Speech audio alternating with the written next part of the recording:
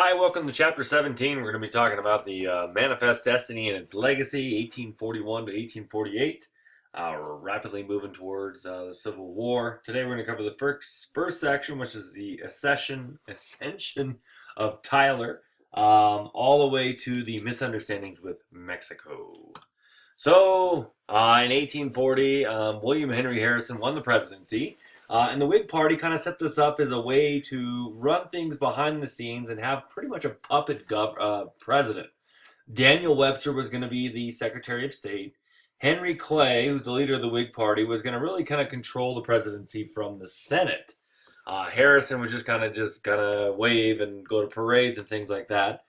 He's not a very commanding figure. He didn't have extensive political experience before this. Remember, he was elected in the famous or infamous log cabin campaign, even though he was pretty elite and wealthy, born in Virginia, and made a name for himself in the military, though. But only 4 weeks into Harrison's presidency, he died after giving the longest inauguration speech in history in a very wet, cold day. Spoke for 4 hours, caught pneumonia, and died 32 days later. And it's the first time the president's ever died. Now, we modern Americans, we know that when the president dies, the vice president takes over. It's actually in the 25th Amendment. Back then, they weren't sure. John Tyler took over. Congress was debating, should we have a new election? Should we appoint someone? Should we wait it out? Should we have the vice president? And in the meantime, John Tyler found the Chief Justice of the Supreme Court and said, hey, you should swear me in. I'll be president. Come on, do it. It'd be cool. And so he's sworn in, and it's kind of a trouble for the Whig Party because, one, is this constitutional? And technically, until the 25th Amendment was passed in the 60s, it's not, but what's happened. And then also, John Tyler's a Democrat at heart, and he contradicted many of the Whig Party's ideas. He can't be controlled or persuaded like old Tippecanoe, and so it's really kind of a problem for the Whigs, who began referring to him as his accidency because he accidentally became the president, not because he couldn't control his bladder. So 60-second, I don't show these on the YouTube, but the 60-second clips on the president from PBS, really good. And the one on William Henry Harrison for living and serving as president for only 31 days is pretty good. So here's John Tyler here. The Whigs introduced a lot of policy changes when the party won the presidency with Harrison and then with Tyler, and they thought, all right, you know what, we'll get things done, we'll work through it. They wanted a strong nationalistic program, national roads, a strong national bank, kind of going back to those things to help big business. They ended the independent treasury system, and their ultimate goal was to bring back the Bank of the United States or some entity like that. Tyler signed the bill to end the treasury system. So they thought, okay, this guy's on our side. Maybe we don't love him. We can't control him. Maybe he's on our side. Then they passed a bill for a fiscal bank, which would establish a new bank in the United States that went through Congress, and John Tyler vetoed it. And they're like, really? What? I thought you were with us. And he's like, no, actually I'm not. I don't like you guys at all. This is his painting. If you look at him, he's got some crumpled up paper because he's just mad. The Whigs then presented a fiscal corporation. Instead of a bank, we'll have a corporation to do the money thing. And Tyler's like, no, we're not doing that either. I'm going to veto that. Veto. Sorry. Because of it, the Whig Party formally expelled the president. They kicked him out of their party. And so he's a man without a party. He's the president. He's not a Democrat. He's not a Whig. What he is a father. He sired 15 children. That's not a joke. He has the most children of any president. He had 8 kids with his first wife, who unfortunately passed away in 1842 while he was president. And then 2 years later, while he was still president, he married a new lady and had 7 more kids. So a total of 15. His last kid he had at the age of 70. He was 34 years older than his new wife, maybe 24, maybe a mess up. But he had his last kid at the age of 70. His last child lived until 1947. What? All right, you're good at something. Whee! His entire cabinet resigned because John Tyler was he was too hard to work with, except the Secretary of State Daniel Webster. He did sign a tariff law in 1842 because he recognized the government might need a little bit of money. So his accidency is really a huge disappointment. While this is going on, we're having problems with Britain again. I mean, who'd have thunk it? The British are picking on us.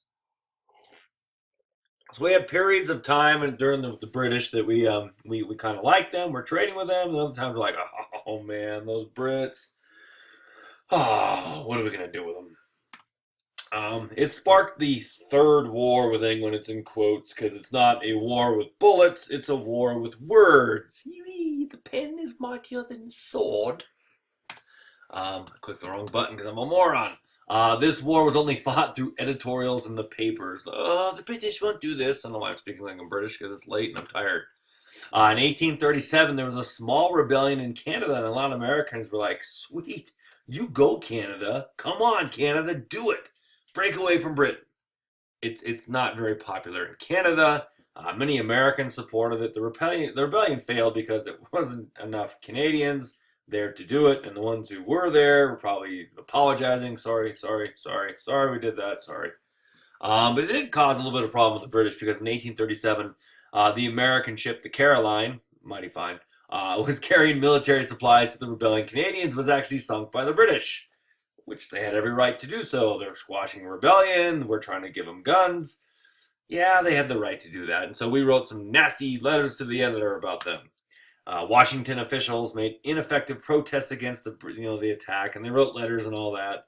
Then in 1841, British officials in the Bahamas offered asylum to 130 Virginia slaves who had escaped. They rebelled and captured an American ship, the Creole, and this outraged Southerners and slaveholders that the British would allow these slaves to escape to the Bahamas, and they saw it as another possible refuge area for runaway slaves. Much like the North and even Canada was for runaway slaves, slaves now possibly could escape to the Caribbean and then would have a safe haven and not be returned to bondage. So, in 1842, the British wanted to build a road linking the seaport of Halifax, Nova Scotia, to Quebec. And if you kind of look at this map here, you can see the proposed road is in blue. And so the problem is some of this territory it went through was disputed. The United States, or Massachusetts at that time, had claimed some of this land.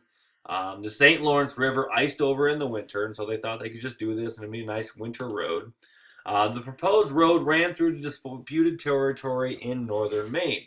Both America and Britain claimed it as their own.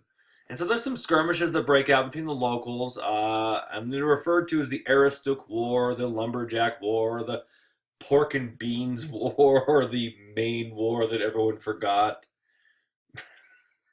Pork and Beans War? Come on. They were drunk when they named that, weren't they? They were a bunch of drunk lumberjacks chowing down pork and beans, and they had a food fight. That's what happened. I mean, it's Maine. They wear flannel and chop down trees. Lord Ashburton, well, that's a bad name, negotiated with Daniel Webster this settlement, and so, I mean, Daniel Webster, he's pretty good at negotiating. Not a great compromiser like Henry Clay, and they agreed to a new boundary for Maine that put the disputed road in Canadian territory.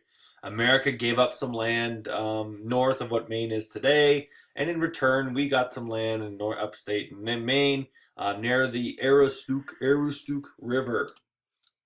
We gained 6,500 square miles in Minnesota, too, which didn't even, they just kind of threw it in like, hey, you want some land in Minnesota? Sure. Turns out it's some of the best pig iron ore in the country, which eventually in the Industrial Revolution, we need that iron ore for steel.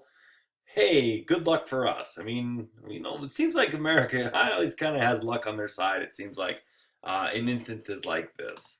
So here's, that's a really grainy map, I'm sorry. But you can see the Webster-Ashburton Treaty of 1842. You got this region over here in Maine that's disputed. We kind of agree on the green border. And then they agree to some stuff in Minnesota here, and they divide up some land there. And we get the little bit of like the stuff that goes to Lake Superior, a little doy-doy right there. And that has a lot of iron ore. Sweet, we're going to make steel out of it someday. And then we're going to have a football team called the Steelers. Well, in other news, we've got other places. Texas. How, y'all? Let me speak to y'all Texans now. Mexico considered Texas one of the provinces that was in revolt. We talked about Texas and the Lone Star Republic and They had revolted, they become freed. It's the Battle of San Jacinto. And they asked the United States, can we join your country? And we went, no, you guys are kind of weird. They didn't want to have the problem with slavery and all that stuff and unbalanced representation in Congress. Mexico refused to recognize Texas as independence, especially since General Antonio de Lopez de Santa Anna is the one who signed it, and he was a dictator. The Mexicans, after they ousted him, didn't believe he was the rightful leader of Mexico, and so anything that he did was null and void. And so Mexico threatened war if America protected Texas. If we annex Texas, if we send troops, Mexico's going to fight us. And so we're kind of there drawing the line in the sand, going, come on, America, let's see what you got. Texas, being independent, made treaties with France, with Holland, with Belgium. That's weird. The Franco-Texas alliance. I don't know. It's strange. Britain was interested in seeking an independent Texas to weaken America. And so you have all these countries kind of lining up. They're like, hey, Texas, you want to be friends? It'll be sweet. We'll make America look worse and we'll hurt them. And so America kind of saw this potential threat. And it wasn't good. They also, the British wanted a trading partner and the potential of cotton production, which the British are obsessed with American cotton because it's cheap, it's plentiful, and it helps with their textile mills. So the belated Texas nuptials. Bum, bum, bum, bum. Here comes the Texans. Texas was the leading issue of the presidential campaign of 1844. John Tyler not having a president. Yeah, you're not going to get the candidacy. And so what you have is the Democrats are pro-expansion. They support the annexation of Texas. We're going to rule America. We're going to take over Texas. We're going to take over other stuff. It's going to be awesome. The Whigs, they said, how about no? We're not going to do that. We shouldn't do that. We don't need slavery. Let's focus on America here. We don't need to grow America. We got our own problems that's going on. The Democrats and a dark horse candidate named James Polk, who came out of nowhere, really won the election over Henry Clay. The poor guy, he just can't be president, can he? And so James K. Polk becomes this, kind of nobody. He became president. And he really came out of nowhere, and he is very pro-expansionist. The lame duck President Tyler, took this as a sign that, all right, Polk won, I guess we'll take over Texas. And so before he left office in December 1845, early 1845, I can't speak, signed a resolution inviting Texas to become the 28th state in America. It did with a joint resolution, so the Whigs could not block it in the Senate, and Texas becomes the 28th state. It goes from the Lone Star Republic to now the Lone Star State.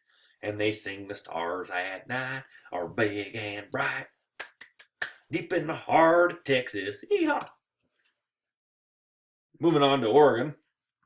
Ducks and beavers, and that's their college mascots. 4 nations at one time claimed the Oregon country, which back then included Washington State, Oregon, Idaho, parts of, it looks like Montana, and British Columbia. And so the 4 countries that claimed it at one time were the Spanish, the Russians, British, and Americans. The thing is there's really not that many people living out there, so it's not a big deal. But slowly in the mid-1800s, people are moving to Oregon, and now the question's kind of arising, well, who owns it? Spain gave up its claims to Oregon in the treaty, the Adams-Onis Treaty in 1819, so goodbye Spain, or as they would say, adios. Russia gave up its land with the treaties of 1824 and 1825. They focused on Russia, America, which we know as Alaska.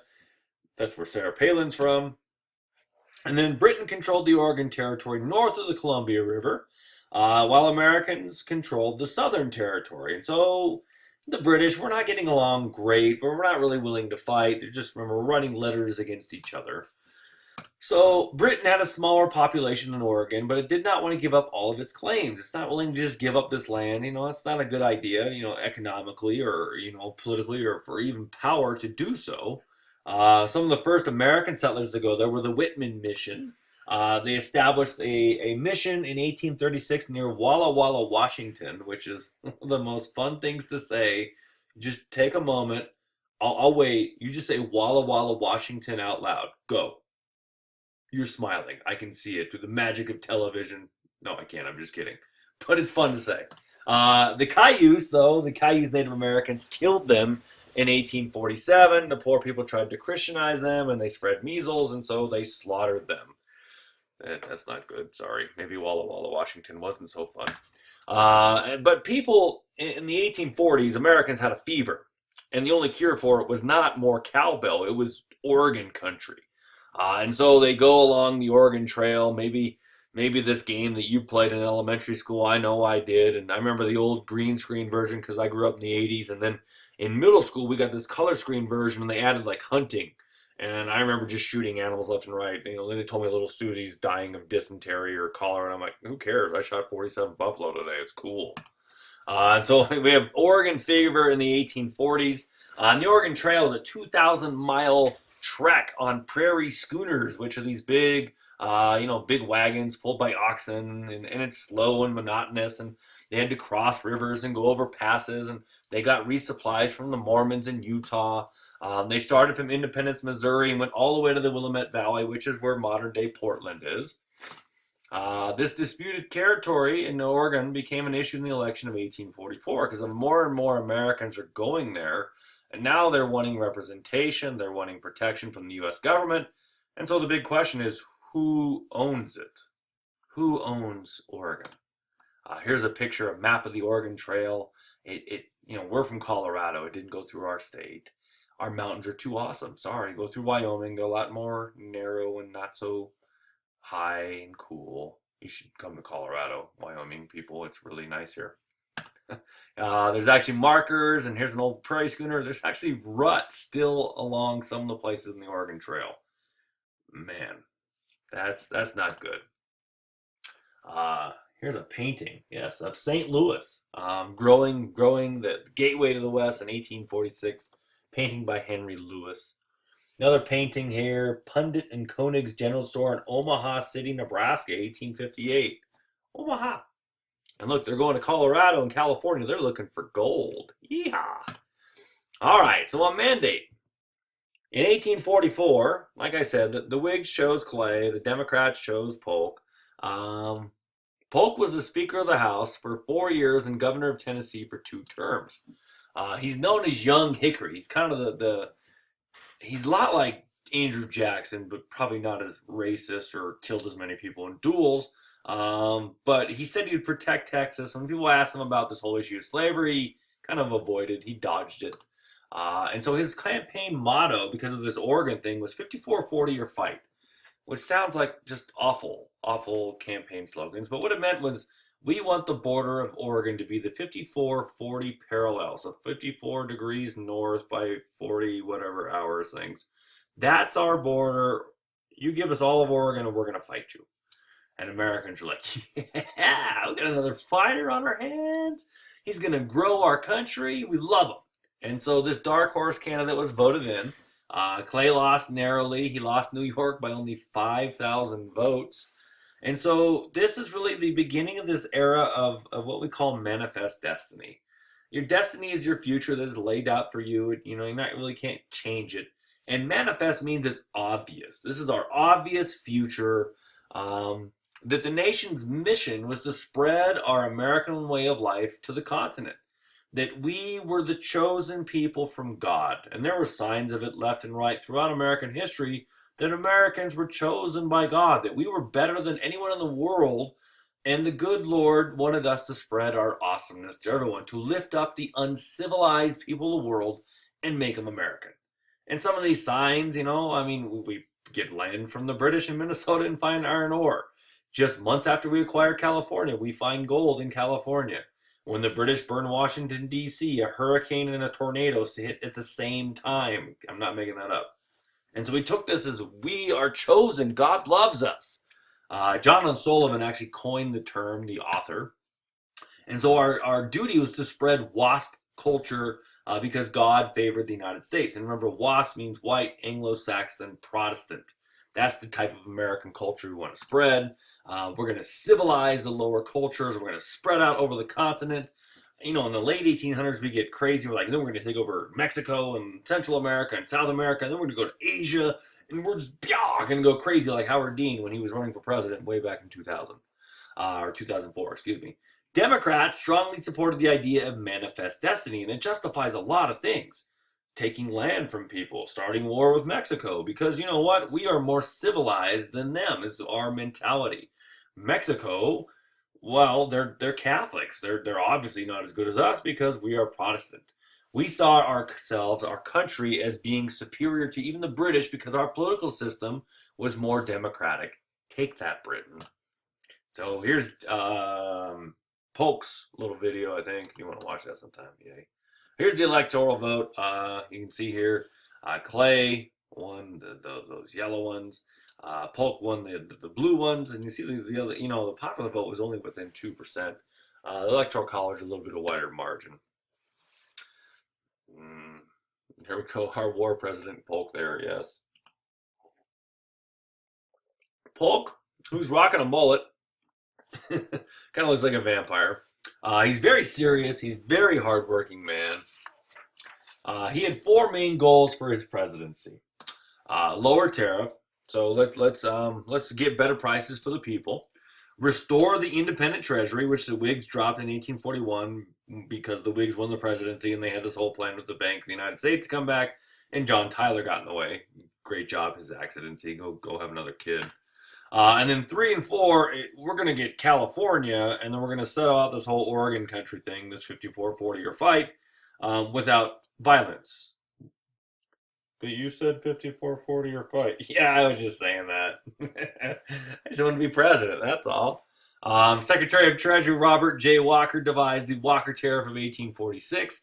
It was a tariff or revenue bill that reduced the tariff from 32 to 25%, which Southerners said, yay, and Northerners said, boo, and people that were poor and wanted to pay less for stuff said, wee. So we achieved number 1. Good job. It generated substantial revenue for the government. The independent treasury was restored in 1846. Hey, James K. Polk, you're 2 for 2. Keep going. You rock that mullet, dude. Yeah, here's how they voted for the tariff in 1846. You can see that it was widely voted for by the South and the Southwest and the West because they wanted lower prices. The places with factories said no. No, no, no, no. Britain presented Polk with the Oregon country up to the 49th parallel. Britain said, all right, we're not going to fight over this. We'll just cut it in half. 49th parallel, everything to the north, that becomes the British. To the south, that's America, and we agreed to it. This offer was approved by the Senate without a shot being fired in 1846. We got the Oregon country. Yay, we can have Washington and Oregon and Idaho and parts of Montana, and even Wyoming parts of it. Yay. Most Americans were happy, even though the 54-40 fight promise was not upheld. So Polk, 3 for 3. The last piece of the pie. We want to buy California. Here's a painting of the Oregon country. It looks like, yay. Fort Vancouver. So Mexico. In 1845, the population of California was 13,000 Spanish Mexicans and 75,000 Indians or Californios as they were known. It was seen for its potential. California had fertile valleys. It had the port of San Francisco, which was seen as our gateway to the Pacific and Asia. And there's lots of people there that have, we could buy, they could buy our stuff and we could buy materials from them. Polk wanted to buy California, which eventually is going to be called the Bear Flag Republic, from Mexico. But relations with Mexico were poor because we took over Texas. I mean, they're not happy. They still think Texas is theirs. They don't think they're independent. And then we took it over. And so Mexico doesn't want to sell anything to us. They're mad at us. They're still kind of really upset about the Texas thing.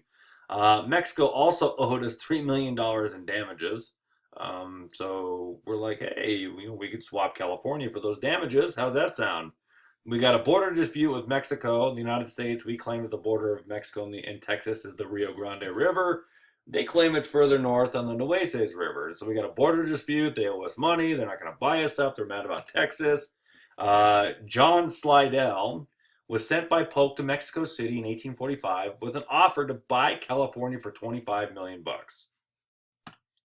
Mexico said no.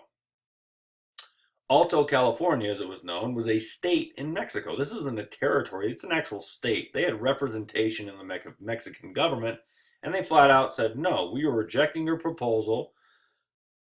We said, please, but they're not going to do it. And so Polk is fuming. He's 3 for 3 on his goals. He wants to go 4 for 4. He wants Mexico. If you can't buy it, maybe we could take it. Rumors circulated that Britain was going to buy California. The British were going to swoop in with a better deal and take that from us. This is our gateway to the Pacific. They can't do that. We've got to get California. How are we going to do it? Pick a fight, maybe? I don't know.